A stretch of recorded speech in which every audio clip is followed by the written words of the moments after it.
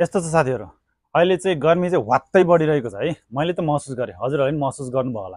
तर पनि यस्तो गर्मीमा पनि हजुरहरूको लागि भनेर चाहिँ मैले जेकेएच को डाउन ज्याकेट लिएर आएको छु हजुर है।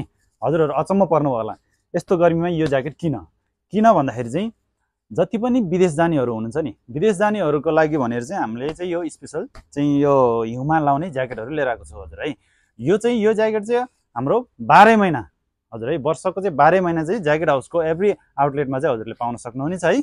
र यसमा चाहिँ तपाईँको दुईटा कलरमा लिएर आएको छ हजुर है। एउटा दुईटा ब्ल्याक र ग्रे कलरमा छ। यो चाहिँ म एउटा हजुरलाई खोलेर देखाइदिन्छु हजुर है। अनि ज्याकेट हाउसमा चाहिँ हजुरले चाहिँ गर्मीमा गर्मीको सामान र जाडोमा जाडोको सामान मात्र पाउँछ भनेर चाहिँ हजुरहरू चाहिँ नझुक्किनु होला। जाडोमा पनि गर्मीको सामानहरू पाइन्छ र गर्मीको सिजनमा पनि तपाईँको जाडोको यो सामानहरू हजुरले ढुक्कले पाउन सक्नुहुनेछ हजुर है।